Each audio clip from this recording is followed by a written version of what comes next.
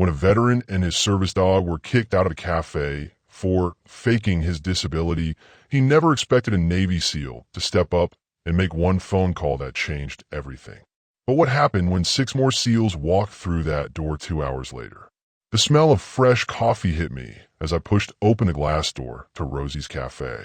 My service dog Atlas walked beside me, his black vest clearly marked with the words, "Service Dog, Do Not Pet." I had been looking forward to this moment all week.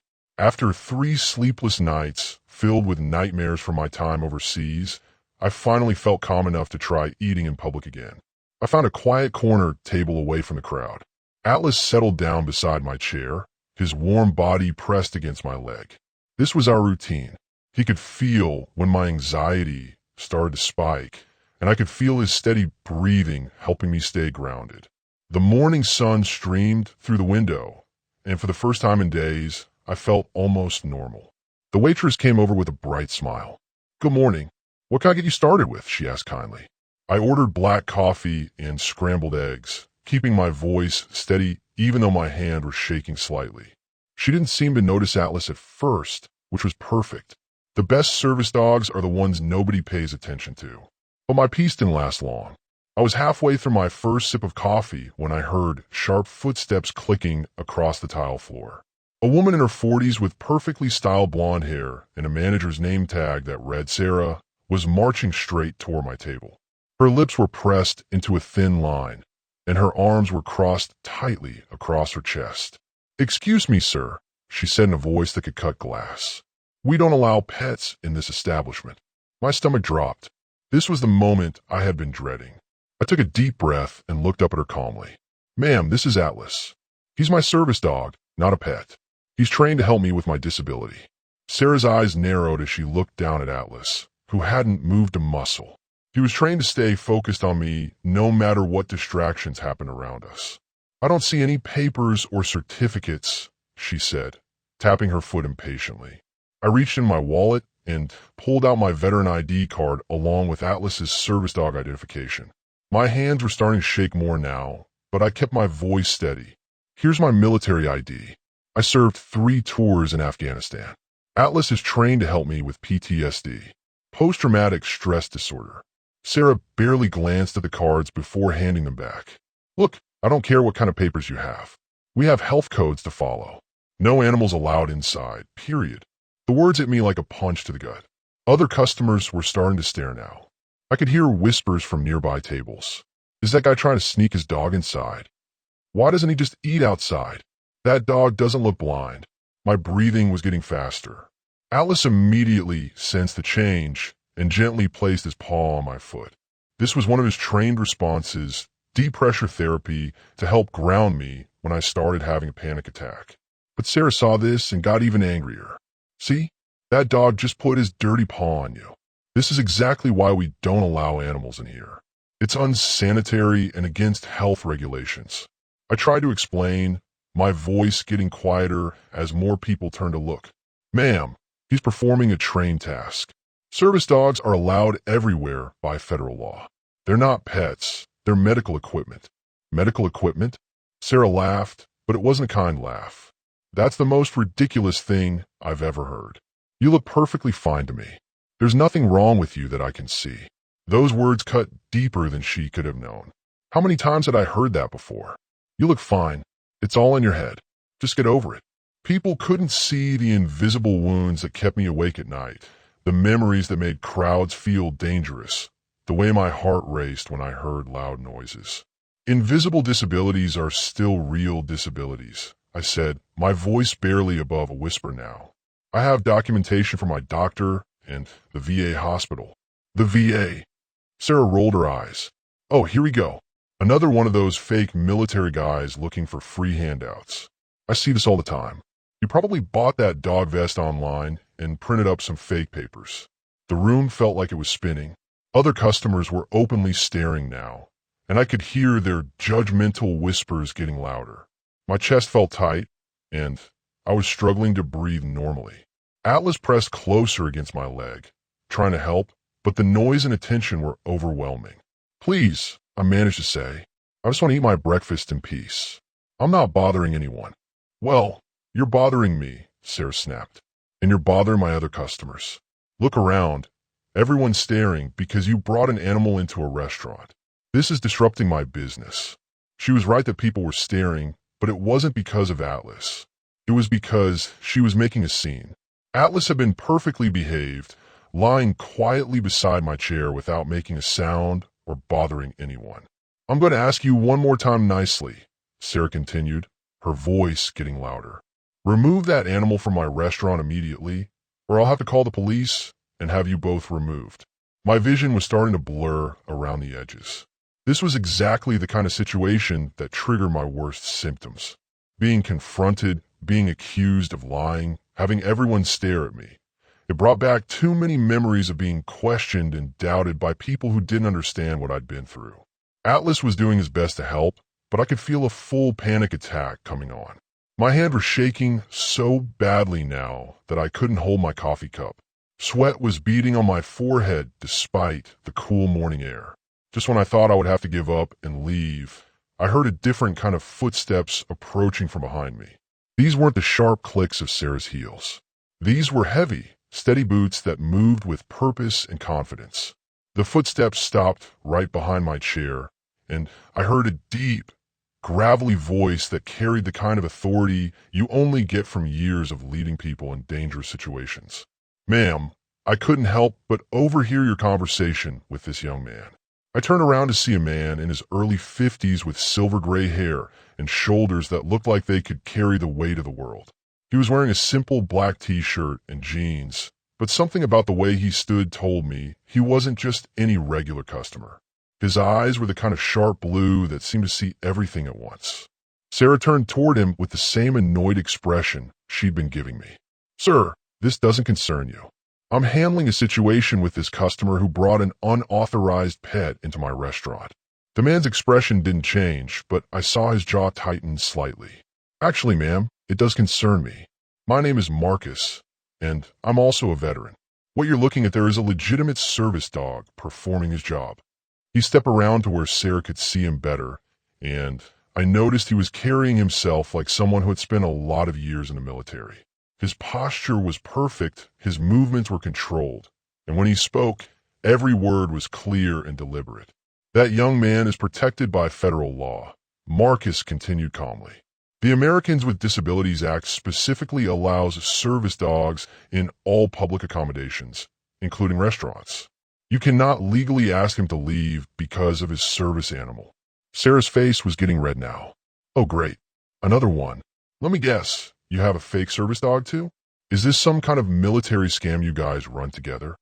Marcus reached into his back pocket and pulled out a worn leather wallet. From it, he extracted a card and held it up for Sarah to see. This is my veteran identification card. I served 22 years in the United States Navy. I've seen enough real heroes to recognize one when I see one. He gestured toward me and Atlas. That dog isn't a pet, ma'am. He's a working animal trained to keep this veteran safe and functional. Without that dog, this young man might not be able to leave his house, hold a job, or live a normal life.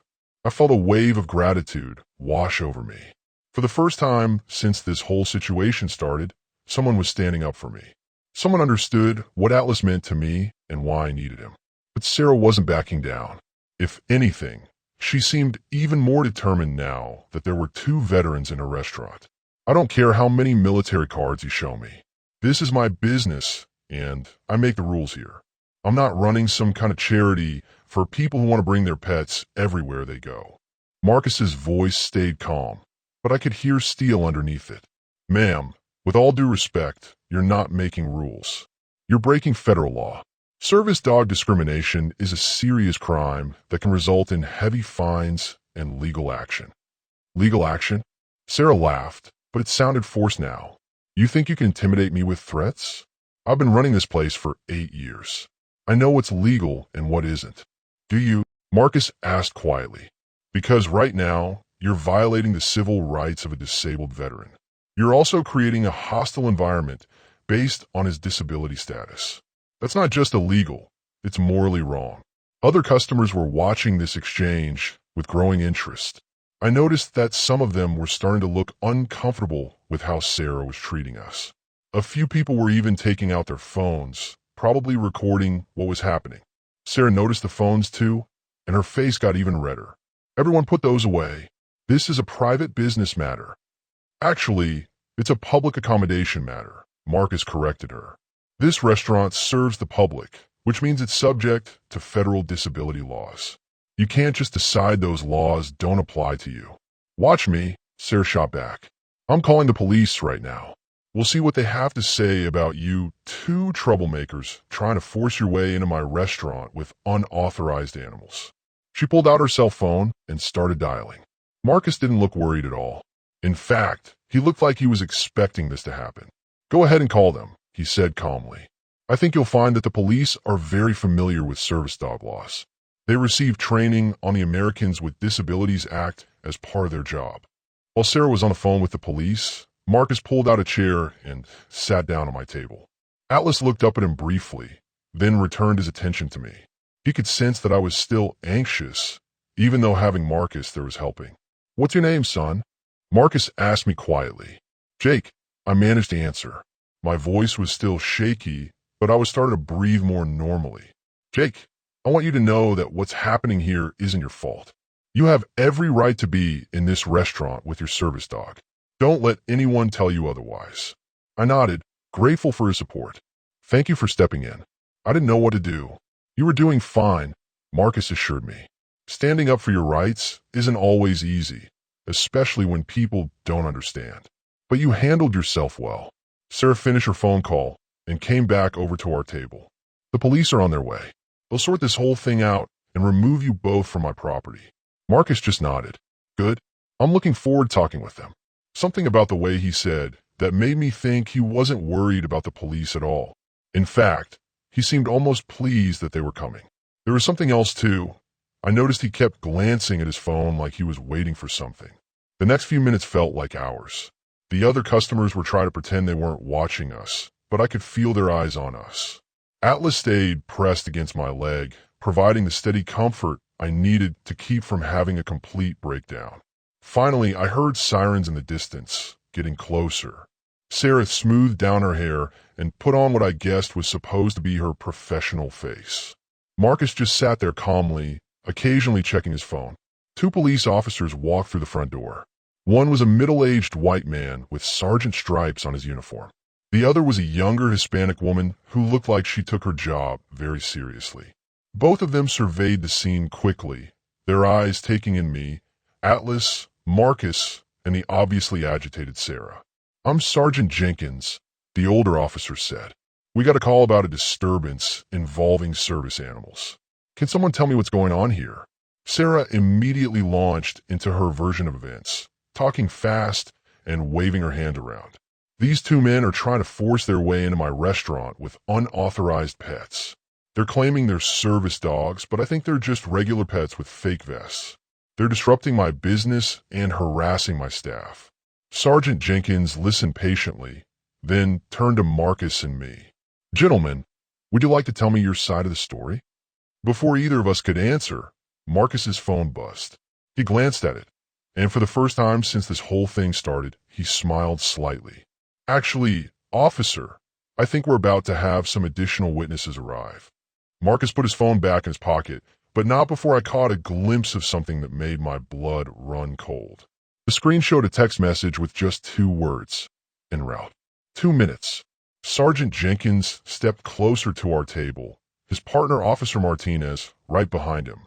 Sir, can you show me your service dog documentation? He asked me in a respectful tone that was completely different from how Sarah had been talking to me. I pulled out my wallet again, hand still trembling slightly. Here's my veteran ID and Atlas's service dog certification from the VA hospital. I also handed him a letter from my doctor explaining my PTSD diagnosis and need for a psychiatric service dog. Officer Martinez knelt down to Atlas's level, careful not to touch him. Beautiful dog. German Shepherd mix? She asked. Yes, ma'am. He's trained to detect panic attacks and perform deep pressure therapy when I have episodes. My voice was getting steadier now that the officers were treating me with respect. Sergeant Jenkins examined my paperwork carefully. Everything looks legitimate here. This dog is clearly a working service animal. He turned to Sarah with a serious expression. Ma'am, this gentleman has every legal right to be in your establishment with his service dog. Sarah's face turned an even deeper shade of red. But he's disrupting my other customers. Look around. Everyone's staring and whispering. This is bad for business. The only disruption I see is you refusing service to a disabled veteran, Officer Martinez said firmly. That's actually a federal crime under the Americans with Disabilities Act. Marcus leaned back in his chair, checking his phone again. There was something about his calm confidence that made me think he knew something the rest of U.S. didn't. When he caught me looking, he gave me a small nod that somehow made me feel safer. Officers, I've been in the restaurant business for 8 years, Sarah protested. I know the health codes. Dogs carry germs and diseases. What if other customers get sick? Service dogs are specifically exempt from health codes, Sergeant Jenkins explained patiently. They're considered medical equipment, not pets. They're trained to be cleaner and better behaved than most humans. As if to prove his point, Atlas hadn't moved from his position beside my chair. He wasn't begging for food, wasn't bothering other customers, wasn't even looking around the room. His entire focus was on me, watching for any signs that I might need his help. This is ridiculous, Sarah snapped. I'm not going to let some fake soldier with a fake dog ruin my business reputation. The words fake soldier hit me like a physical blow. Marcus's expression went dark, and both police officers stiffened. Officer Martinez stepped forward, her hand resting on a radio. Ma'am, I'm going to need you to be very careful about what you say next, she warned. Accusing a veteran of stolen valor is a serious allegation. Sarah wasn't backing down, though. How do I know he's really military? Anyone can buy a uniform and fake ID online these days. And that dog probably isn't even trained. I bet he just bought that vest on the internet. I felt my chest getting tight again. This was exactly the kind of confrontation that triggered my worst PTSD symptoms. Being accused of lying about my service, having my integrity questioned, it brought back memories of coming home and having people doubt what I'd been through overseas. Atlas immediately sensed my rising anxiety and pressed his warm body against my leg. His weight and steady breathing helped ground me, but I could feel a panic attack building despite his efforts. Marcus stood up slowly, his movements controlled and deliberate.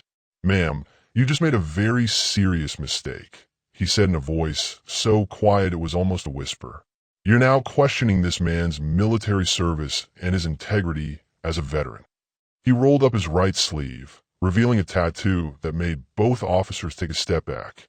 It was a golden eagle clutching an anchor, trident, and flintlock pistol, the Navy SEAL trident. Below it were the words, "The only easy day was yesterday." I've served alongside heroes for over 2 decades, Marcus continued. I've seen men and women sacrifice everything for this country, and I will not stand here and listen to you disrespect one of them. Sarah's eyes widened as she stared at the tattoo. Even she seemed to understand the significance of what she was seeing. Navy SEALs were elite warriors, the best of the best. This wasn't just any veteran standing in a restaurant. I didn't know, she stammered. You didn't know because you didn't care enough to find out, Marcus replied. You made assumptions and accusations without bothering to learn the truth. Sergeant Jenkins was studying Marcus with new interest. SEAL team, he asked quietly.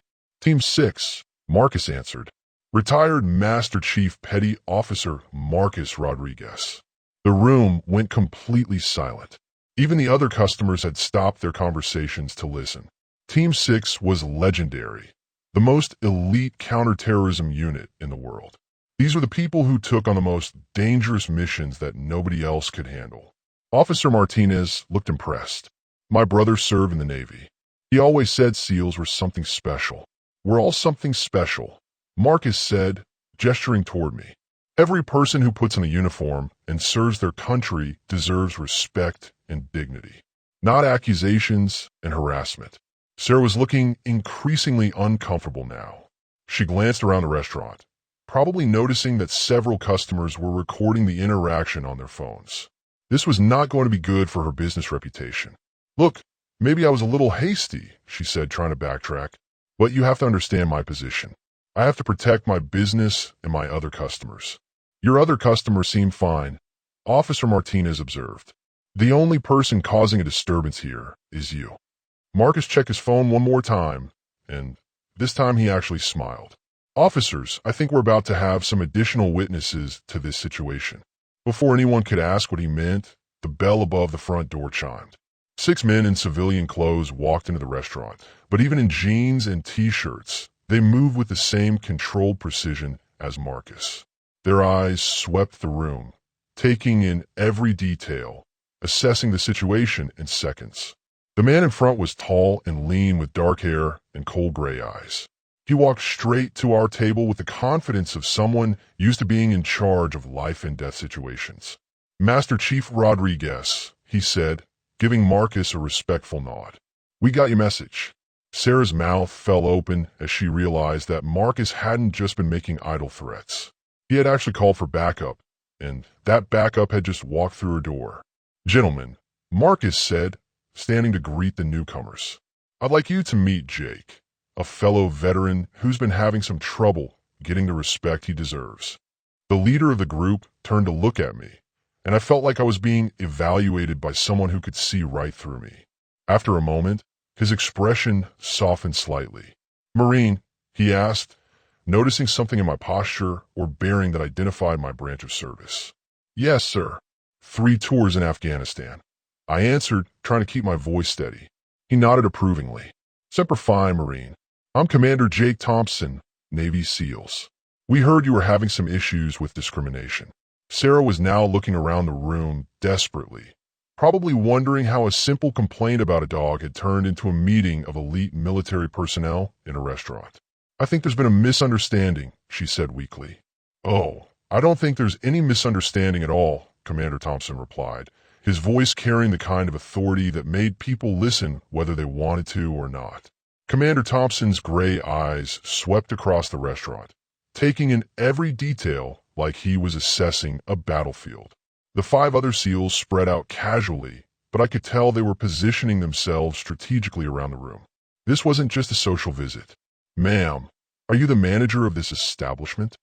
Commander Thompson asked Sarah, his voice perfectly polite but somehow terrifying at the same time. Why, yes, I'm Sarah Mitchell, the owner, she stammered, clearly overwhelmed by the sudden appearance of 6 Navy SEALs in a restaurant. Ms. Mitchell, I understand you've been having some difficulty understanding federal disability laws, the commander said. Specifically, the Americans with Disabilities Act as it relates to service animals. Sergeant Jenkins stepped forward. Commander, we were just explaining to Ms. Mitchell that this gentleman's service dog is completely legitimate and protected by law. I appreciate that, Sergeant, Commander Thompson replied. But this situation has escalated beyond a simple misunderstanding. This Marine has been publicly humiliated, accused of fraud, and denied his civil rights. That makes it our concern. One of the other SEALs, a stocky man with sandy brown hair, moved closer to our table. I noticed he had a slight limp, probably from an old injury. Ma'am, my name is Chief Petty Officer Mike Stevens. I also have a service dog for PTSD. What you did to this Marine, you did to all of us. Sarah's eyes darted between the SEALs, clearly trying to figure out how to handle this situation. Gentlemen, I think there's been a huge misunderstanding. I was just trying to follow health regulations. No, ma'am, Commander Thompson interrupted. You were discriminating against a disabled veteran.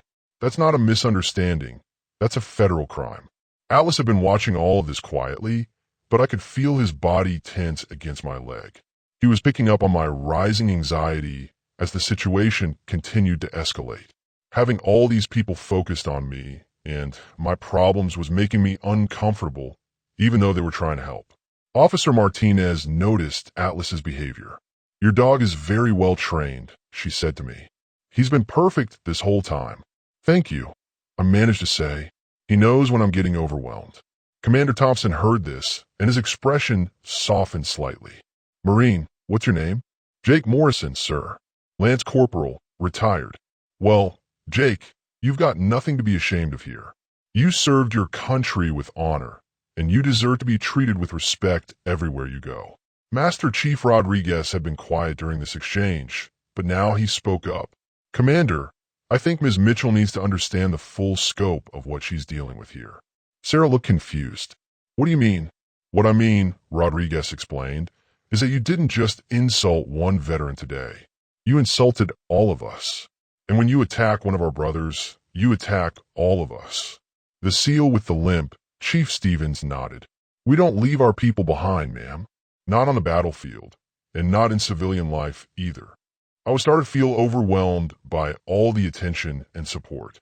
Part of me was grateful, but another part of me just wanted to disappear. This was exactly the kind of confrontation and crowd situation that made my PTSD symptoms worse. Atlas sensed my distress and gently nudged my hand with his nose. This was his signal that he thought I needed to use one of my coping techniques. I took a deep breath and tried to focus on his warm presence beside me. Commander Thompson noticed the interaction between me and Atlas. Your dog is telling you something, isn't he? Yes, sir. He can sense when I'm getting too anxious. He's trained to redirect my attention when I start having flashbacks or panic attacks. Outstanding training, the commander said approvingly. Those dogs save lives every day. They're not pets. They're not therapy animals. They're working medical equipment that keeps veterans functional and alive. Sarah was listening to this exchange with growing understanding. For the first time, she seemed to be realizing what she had actually done. I didn't understand, she said quietly. I thought people were just trying to bring their pets places they weren't supposed to go. That's exactly the problem, Officer Martinez said. You made assumptions instead of asking questions or doing research. Service dog laws exist for a reason. Another one of the SEALs, a tall African-American man with sergeant stripes tattooed on his forearm, stepped forward. Ma'am, my name is Petty Officer First Class David Johnson. I want you to understand something important. This Marine sitting here probably saved lives overseas. He put himself in danger to protect people he'd never met. And when he came home, his country failed him. Johnson's words hit me hard because they were true. Coming home had been almost as difficult as being deployed. The nightmares, the crowds, the constant feeling of being on edge. Civilian life was its own kind of battlefield. The VA system is overwhelmed, Johnson continued. Veterans wait months or years for help. Many of them never get the support they need. This dog sitting here is probably the difference between this Marine being able to function in society or being trapped in his house by his own mind. Sarah was looking more and more uncomfortable as the reality of the situation sank in. I really didn't know, she said again, but this time she sounded sincere instead of defensive. Ignorance isn't an excuse when it comes to civil rights, Commander Thompson said firmly, but it can be corrected with education and proper action. Sergeant Jenkins had been taking notes throughout this conversation. Ms. Mitchell, you should know that this incident is being documented. Depending on how you handle this moving forward, there could be legal consequences. What kind of legal consequences? Sarah asked, her voice getting smaller. Civil rights violations can result in federal lawsuits, heavy fines, and mandatory training programs. Officer Martinez explained. The Americans with Disabilities Act has serious teeth when it comes to enforcement. Master Chief Rodriguez checked his phone again. Commander, we might have another issue developing. What kind of issue? Thompson asked, immediately alert. I'm getting reports from the team outside. It looks like someone called the local news station. There's a camera crew setting up in the parking lot. Sarah's face went completely white. News crew? Oh no, this is going to ruin my business. That depends entirely on how you handle the next few minutes, Commander Thompson said. You can either be the villain in this story, or you can be someone who learned from their mistake and did the right thing. I was feeling more and more anxious as the situation continued to grow. What had started as me just try to eat breakfast had turned into a major incident with police, Navy SEALs, and now news crews. Atlas was doing his best to keep me calm, but I could feel my heart racing. Jake, Master Chief Rodriguez said, noticing my distress. You okay, son? This is getting really big, I said quietly. I just wanted to eat breakfast. I know, he said kindly, but sometimes doing the right thing means dealing with situations that get bigger than we expected. You're not alone in this. Commander Thompson was watching the front door carefully. Rodriguez, what's our timeline on that news crew? Maybe 5 minutes before they're ready to roll, Rodriguez answered. The commander turned back to Sarah. Ms. Mitchell, you have about 5 minutes to decide how this story ends. You can either apologize sincerely and make this right, or you could try to defend your actions and face the consequences. Sarah looked around the room at all the faces staring back at her, the police officers, the Navy SEALs, the other customers who were still recording everything on their phones. She seemed to realize that she was completely outnumbered and out of options. What do you want me to do? She asked, her voice barely above a whisper. But before anyone could answer, Atlas suddenly stood up and walked to the front window. His body went rigid, and he started showing signs of alerting to something outside. This wasn't his normal behavior for helping me with anxiety. This was something else entirely. Commander Thompson noticed Atlas's behavior immediately. What's your dog seeing out there, Jake? Atlas's entire body went stiff as he stared out the front window, his ears forward and his tail completely still. This wasn't his normal alert for my anxiety. This was something much more serious. I followed his gaze and saw a man in a dark hoodie standing behind one of the news vans in the parking lot. He was trying to stay hidden, but Atlas had spotted him immediately. The man kept looking toward the restaurant and checking his phone, like he was waiting for something or someone. Commander, I said quietly, Atlas is trained for more than just PTSD. He also does security work. When he alerts like this, it means he's detected a potential threat. Commander Thompson was beside me in an instant, his trained eyes scanning the parking lot. Where? He asked, his voice completely changed from the calm tone he'd been using with Sarah. Behind a white news van. Guy in the dark hoodie. He's been watching the restaurant for the past few minutes. The other SEALs immediately moved into position without being told. Chief Stevens casually walked to the back door, while Petty Officer Johnson positioned himself near the front entrance. The other three spread out to cover different windows. They did this so smoothly that most of the customers didn't even notice. Could be just a curious bystander, Master Chief Rodriguez said, but his hand was already reaching for something under his jacket. Maybe, Commander Thompson replied, but your dog doesn't think so. And I've learned to trust working dogs. They see things we miss. Alice was still focused on the man outside, his muscles tense and ready. He had been trained by the military before becoming my service dog, and his security instincts were still sharp. If he thought that man was a threat, then I believed him. Sergeant Jenkins noticed the change in atmosphere. Is there a problem, gentlemen? Possibly, Commander Thompson said. We're just being cautious. Sarah was looking back and forth between all of us, confusion written all over her face. What's happening? Why is everyone acting so strange all of a sudden? Ma'am, I need you to stay calm and keep your voice down, Officer Martinez said quietly. We're just checking on something outside. The man in the hoodie was still there, but now he was talking on his phone. Even from inside the restaurant, I could see that he was getting agitated about something. He kept gesturing toward the building and checking his watch. This doesn't feel right, I said to Commander Thompson. Why would someone be hiding behind a news van watching us? Good question, the commander replied. Rodriguez, can you get a better view from the side window? Master Chief Rodriguez moved to a different position, careful to stay out of sight. I can see him better now. He's definitely focused on this building, not just watching the news crew. Atlas suddenly took a step backward from the window, which was his trained signal that a threat was getting closer.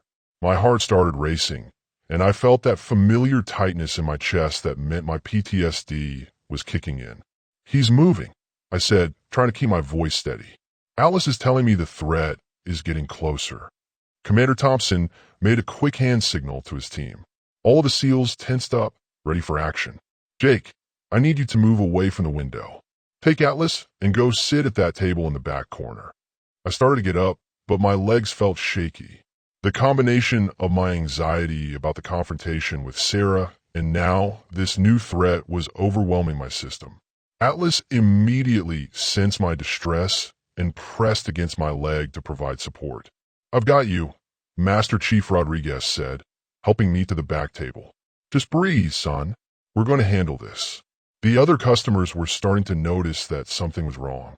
People were whispering and looking around nervously. A few families with small children were getting ready to leave. Should we evacuate the restaurant? Sergeant Jenkins asked.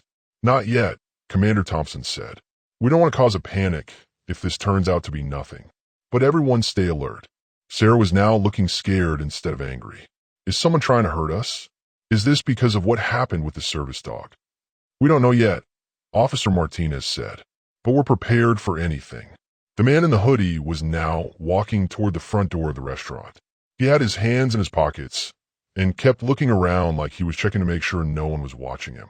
But we were all watching him. He's coming in. Chief Stevens reported from his position near the back door. Should I intercept? Negative, Commander Thompson said. Let him come in. We need to see what he wants. Atlas was now fully alert, his attention focused on the front door. His training was telling him that danger was approaching, and he was ready to protect me if necessary. I could feel his muscles tensing under his vest. The front door opened, and the man in the hoodie stepped inside. He was young, maybe in his 20s, with angry eyes and a scraggly beard. He looked around the restaurant until his gaze landed on our group in the back. Which one of you is Jake Morrison? He asked in a loud voice that made everyone in the restaurant turn to look. My blood ran cold. How did this stranger know my name?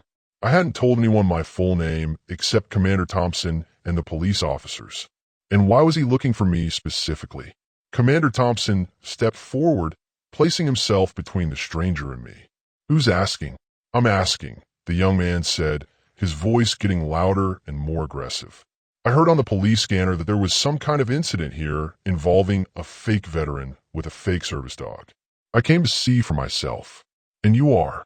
Sergeant Jenkins asked, his hand moving toward his radio. Danny Patterson. And I'm here to tell you that this whole thing is a scam. That guy isn't a real veteran, and that dog isn't a real service dog. I know because I've been watching him for weeks. The words hit me like a punch to the stomach. Someone had been watching me?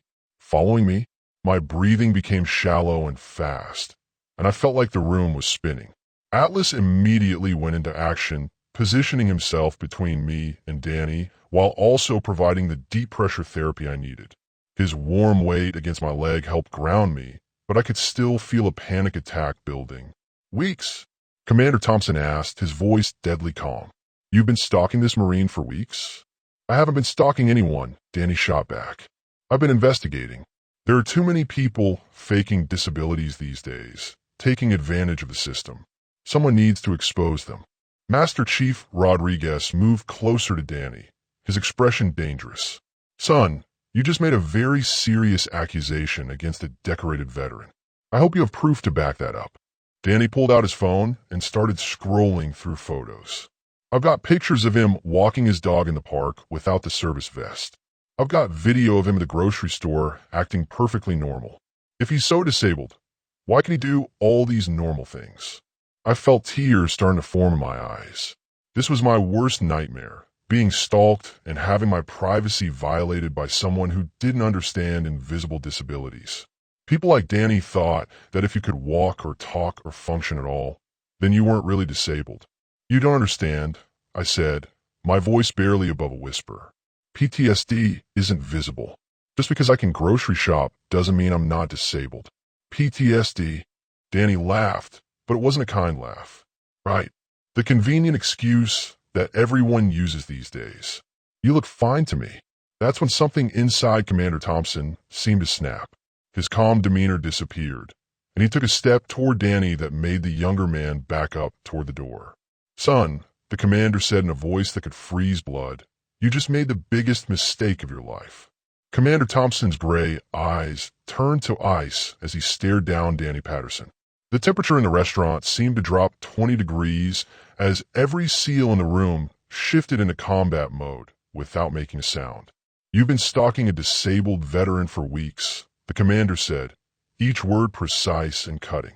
Taking pictures without his permission, violating his privacy, following him to public places. Do you have any idea what you just confessed to? Danny's face went pale as he realized he might have said too much. I wasn't stalking anyone.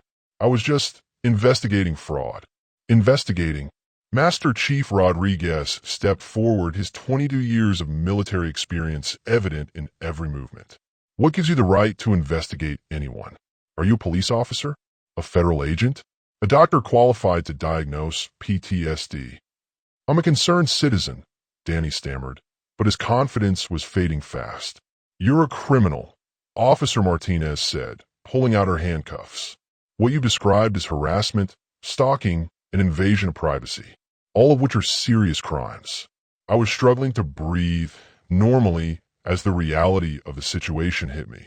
Someone had been watching me, following me, taking pictures of me without my knowledge.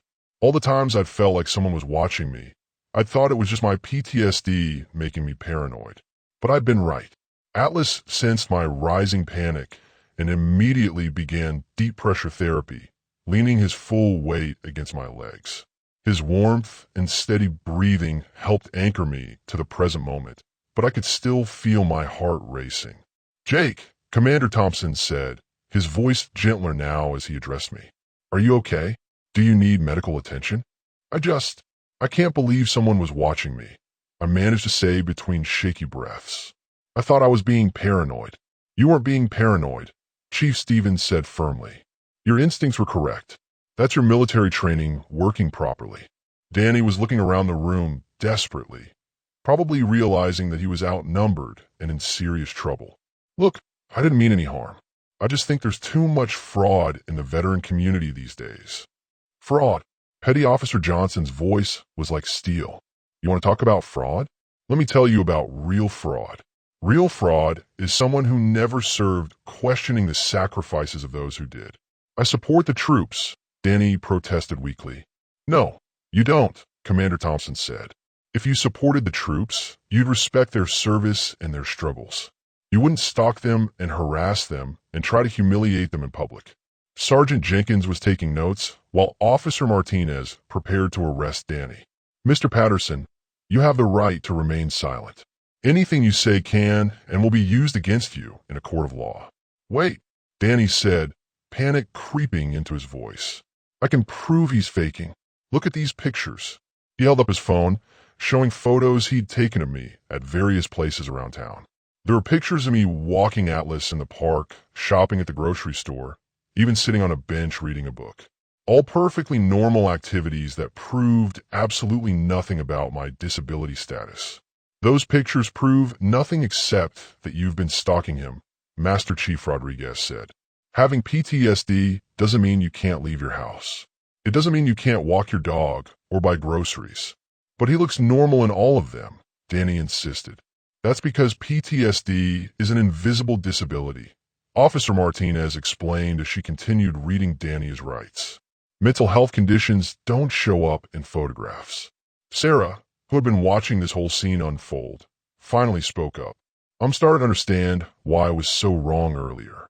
I was looking for visible signs of disability too, wasn't I?" "Yes, you were," Commander Thompson said, "and that's a common mistake. But the difference is that you're willing to learn. This young man is not."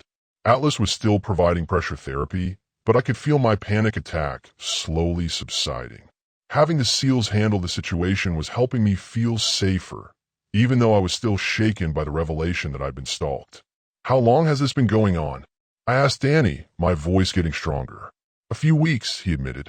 "I first saw you at the VA hospital and thought you looked too young and healthy to be disabled. So I started following you to see if you were really using that dog for medical reasons." "You followed him from the VA hospital?" Chief Stevens asked, his voice dangerous. "That's federal property.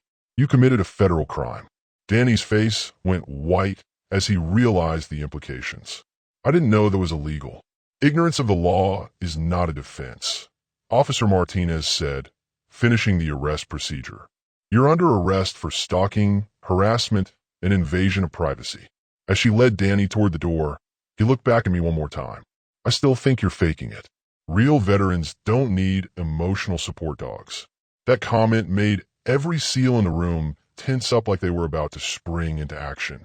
Commander Thompson held up a hand to keep them calm, but his expression showed exactly what he thought of Danny's statement. "Son," the commander said, his voice carrying 20 years of combat experience, I've lost more good men to PTSD and suicide than I lost in actual combat. Mental health injuries are just as real and just as serious as physical ones. Maybe more so, because they're harder to treat and people like you make them worse. Danny was let out of the restaurant in handcuffs, and I felt like I could finally breathe again. But the trauma of learning I'd been stalked was still affecting me. My hands were shaking, and I felt dizzy and nauseous. "Jake, you're having a panic attack," Master Chief Rodriguez said, sitting down beside me. "Focus on your breathing. In through your nose, out through your mouth." Atlas had moved to lie across my feet, providing maximum pressure therapy. His steady presence helped me focus on Rodriguez's breathing instructions instead of the overwhelming thoughts racing through my mind. "That's it," Rodriguez said calmly. "You're safe now. The threat is gone." Commander Thompson was talking quietly with the police officers, making sure they had all the information they needed to prosecute Danny. The other SEALs were checking the parking lot to make sure there weren't any other threats. "I feel so stupid," I said once my breathing had returned to normal. "I kept thinking someone was watching me, but I convinced myself it was just paranoia." "That wasn't stupid," Chief Stevens said. "That was your survival instincts working correctly. The military trained you to notice when you're being watched. That training saved you today." Sarah approached our table hesitantly. "Jake, I owe you a huge apology. I had no idea what you were going through. I was just as ignorant as that man who was stalking you." I looked up at her, seeing genuine remorse in her eyes for the first time. "Thank you for saying that. Can I ask you something?" Sarah said. "How can I make this right? How can I learn to do better?" Commander Thompson overheard and joined the conversation.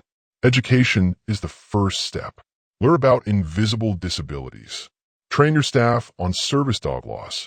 Make sure this never happens to another veteran." "I will," Sarah promised. "I'll do whatever it takes to make sure this restaurant is a safe place for all veterans." Outside, I could see the news crew was still setting up their equipment. But now the story had changed completely. Instead of just being about service dog discrimination, it was about a veteran being stalked by someone who questioned his disability. "Are you ready to talk to the media?" Commander Thompson asked me. "You don't have to if you're not comfortable with it." I thought about it for a moment. Part of me wanted to hide from all the attention, but another part of me realized that this could help other veterans who were facing similar challenges. "I think I need to," I said finally. "If my story can help other people understand invisible disabilities, then maybe something good can come out of this." Atlas wagged his tail slightly, as if he approved of my decision. Whatever happened next, I knew I wasn't facing it alone anymore. The news camera was rolling, and I was sitting across from reporter Jessica Chun with Atlas lying calmly at my feet. But something was wrong. Atlas kept glancing toward the kitchen door, his ears twitching at sounds I couldn't hear. "Jake, can you tell our viewers how it felt to be discriminated against because of your service dog?" Jessica asked, her microphone pointed toward me. I started to answer, but Atlas suddenly stood up and moved between me and the kitchen. His body went rigid, and he gave me the specific alert that meant danger nearby. This wasn't his normal anxiety response. This was his military training kicking in.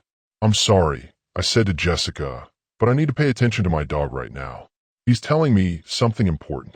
Commander Thompson, who was standing off to the side, immediately picked up on Atlas's behavior. He made a quick hand signal to Master Chief Rodriguez, who was positioned near the front door. "What's your dog detecting?" Commander Thompson asked quietly, moving closer to our table. "He's trained for security work too," I explained, keeping my voice low. "When he alerts like this, it means he's picked up on a potential threat. Something in the kitchen area." Jessica looked confused. "Is there a problem with the interview?" "Just give us a moment," Commander Thompson said, his tone making it clear this wasn't a request. The other SEALs had noticed the change in atmosphere and were already moving into position. Chief Stevens casually walked toward the kitchen, while Petty Officer Johnson positioned himself near the back exit. They moved so smoothly that the camera crew didn't even realize what was happening. Atlas's alert was getting stronger. He was now facing the kitchen door directly, his tail straight and his muscles tense. This was the same posture he'd shown when he detected the stalker outside, but more intense. "Rodriguez," Commander Thompson said quietly, Take Jake and his dog to the far corner, away from the kitchen. What's going on? Sarah asked, her voice shaky. She had been standing nearby, hoping to be interviewed about how she'd learned from her mistakes. Probably nothing, Master Chief Rodriguez said, but his hand was already moving toward his concealed weapon. Just being cautious. As we moved away from the kitchen, I could hear voices coming from the back room. There were at least 2 people talking, and they sounded angry.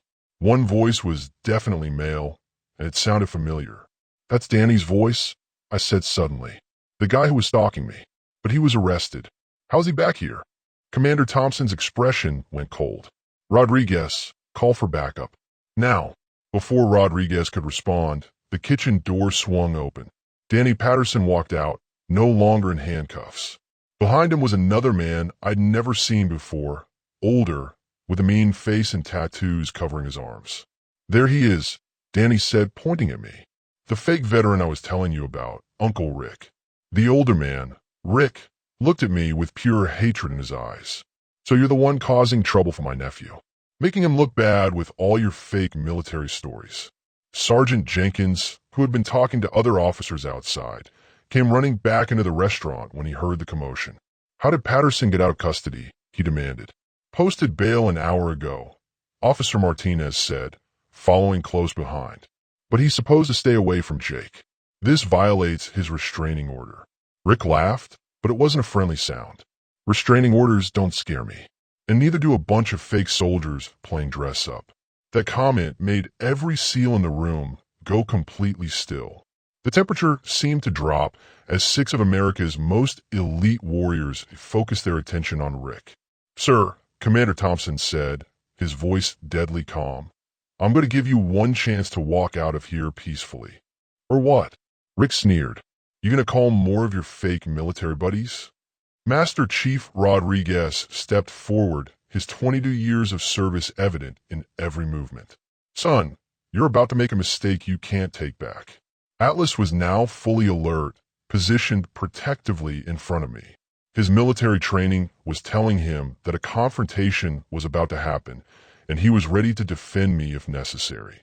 Danny was looking around the room nervously, probably realizing that bringing his uncle here hadn't been a smart idea. Uncle Rick, maybe we should just leave? There are a lot of them. I'm not afraid of some weekend warriors, Rick said, reaching into his jacket. That's when everything changed. Commander Thompson moved faster than I'd ever seen anyone move, covering the distance between him and Rick in 2 steps. At the same time, the other SEALs surrounded Danny and Rick from all directions. Hands where I could see them. Sergeant Jenkins shouted, drawing his weapon. Rick slowly pulled his hand out of his jacket, revealing a knife with a 6-inch blade.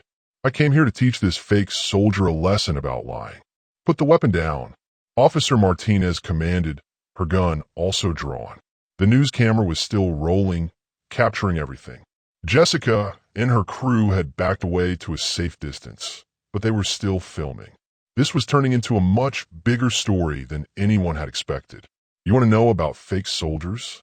Commander Thompson said, his voice like ice. Real soldiers protect people. They don't threaten disabled veterans with knives. Rick was now completely surrounded by armed police officers and Navy SEALs. He looked around wildly, probably realizing that he was outnumbered and outgunned. This isn't over, he said, but his voice was shaking now. Yes, it is, Master Chief Rodriguez replied. Drop the knife and get on the ground. Atlas was still alert, but he had moved slightly behind me, which meant he sensed the immediate danger was being controlled. His training told him to protect me, but also to stay out of the way when professionals were handling a threat. The standoff lasted only a few more seconds before Rick dropped the knife and raised his hands. Officer Martinez and Sergeant Jenkins moved in quickly to arrest both Rick and Danny again. 2 arrests in one day. Danny said miserably as the handcuffs went back on. Should have stayed home, Chief Stevens commented. As Rick and Danny were led away for the second time, I realized my hand was shaking again. The combination of the morning's discrimination, learning I'd been stalked, and now being threatened with a weapon was overwhelming my system. Atlas immediately sensed my distress and began deep pressure therapy, leaning his full weight against my legs. His steady breathing and warm presence helped ground me, but I could feel tears starting to form in my eyes. "Jake," Commander Thompson said, sitting down beside me. "You did great. Your dog detected the threat before any of us knew there was a problem." "I just wanted to eat breakfast," I said, my voice breaking slightly. "I know," he replied, "but sometimes standing up for what's right leads to bigger things. You helped expose discrimination, caught a stalker, and now you've helped prevent someone from getting hurt with that knife."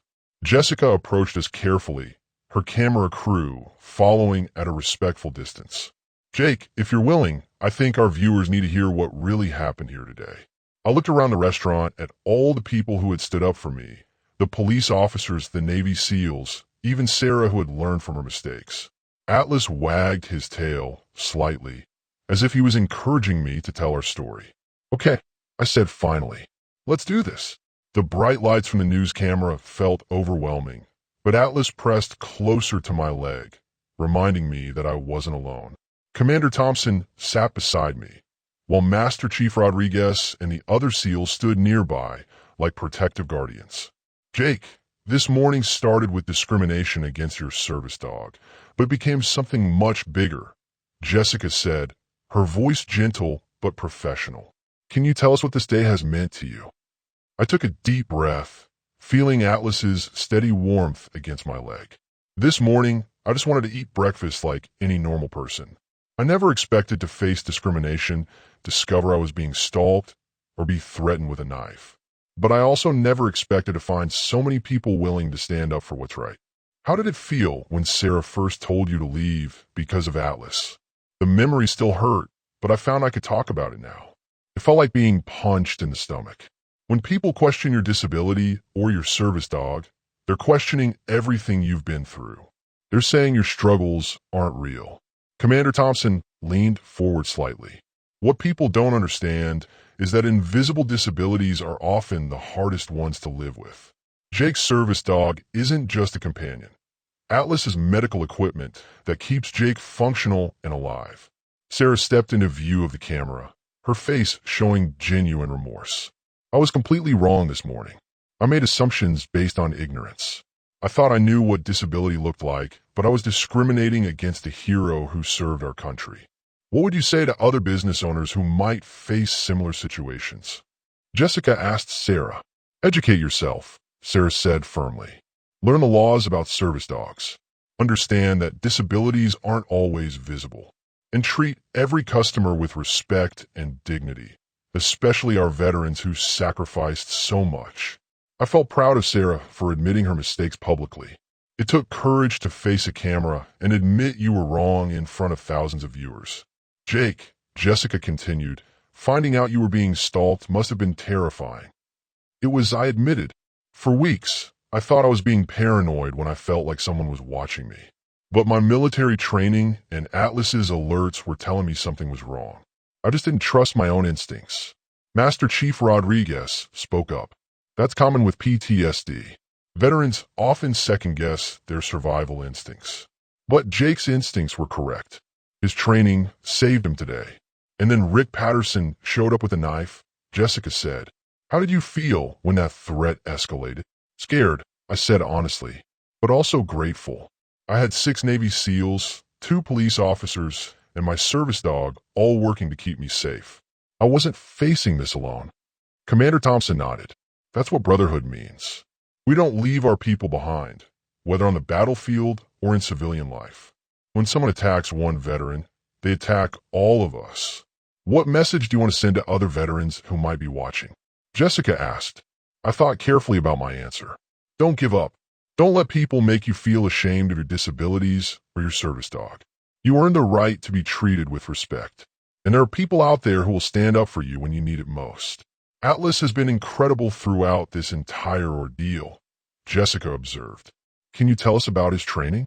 Atlas is trained for both psychiatric service work and security, I explained, stroking his head gently. He can detect panic attacks before they happen, provide deep pressure therapy, and alert me to potential threats. Today, he detected both the stalker outside and the danger in the kitchen before any of us knew there was a problem. Atlas wagged his tail slightly at the attention, but kept his focus on me. Even during the interview, he was monitoring my stress levels and ready to provide help if needed. Chief Rodriguez, as a veteran with over 20 years of service, what would you like people to understand about veterans with PTSD? Rodriguez's expression was serious as he answered. PTSD isn't a sign of weakness. It's a normal response to abnormal situations. These veterans face combat, explosions, and life-or-death decisions that most people can't imagine. Coming home and readjusting to civilian life is its own kind of battle. And service dogs play a crucial role in that battle, Commander Thompson added.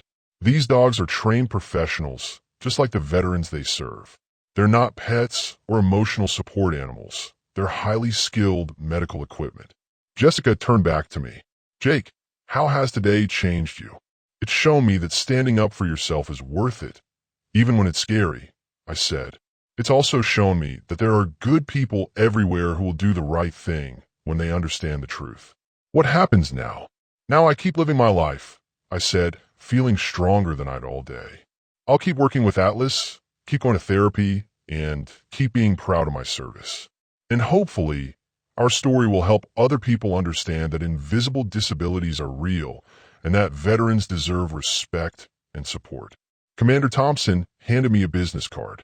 Jake, you ever need anything at all, you call me. The SEAL community takes care of our own, and that includes our brother Marines.